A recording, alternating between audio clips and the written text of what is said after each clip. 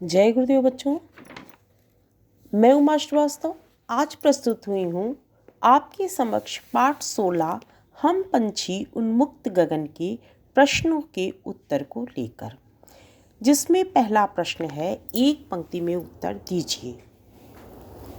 पंछी के क्या अरमान थे? उत्तर है, पंछी के अरमान थे नीले आकाश में उन्मुक्त रूप से उड़ना। दूसरा प्रश्न है, आश्रय छिन्न भिन्न करने की बात पंछी क्यों कह रहा है?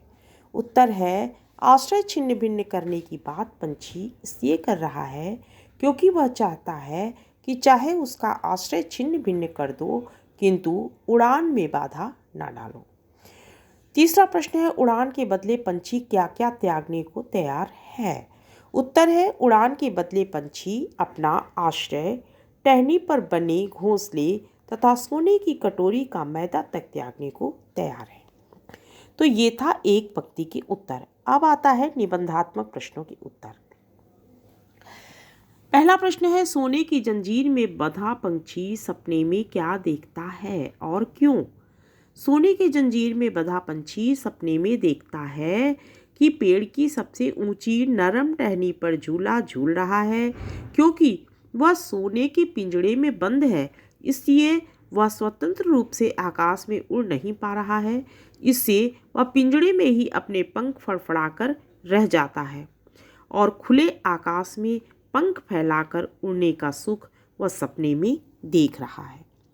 इसके बाद प्रश्न है, भाव स्पष्ट कीजिए।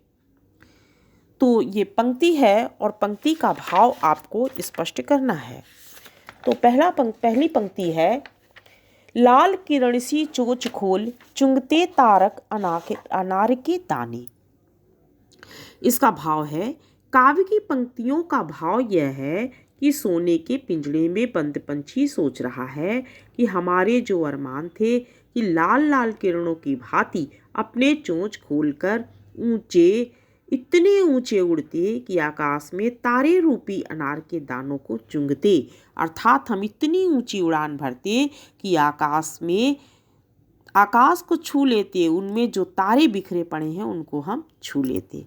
इसीलिए कह रहा है कि लाल किरण सी चोंच खोल चुंगते तारक अनार के दाने, अर्थात अपनी लाल लाल किरण रूपी चोंचों को खोलकर हम इतनी ऊंची उड़ान भरते कि आकाश में तारे रूपी अनार के दानों को चुंगते।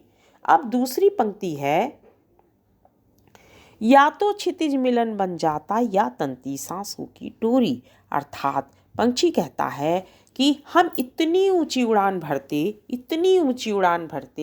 कि या तो हम अपनी सांस हमारी रुक जाती और नहीं तो हम आकाश को छू लेते। हम इतनी ऊंची उड़ान भरते कि आकाश को छू लेते अथवा मर ही जाते।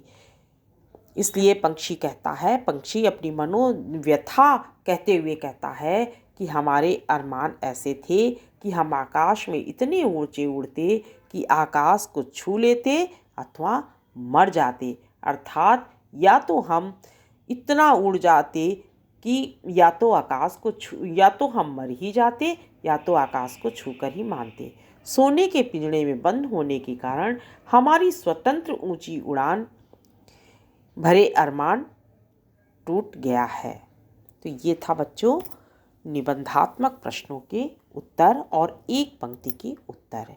आशा है आप लोगों को अच्छी तरह से समझ में आ गया होगा।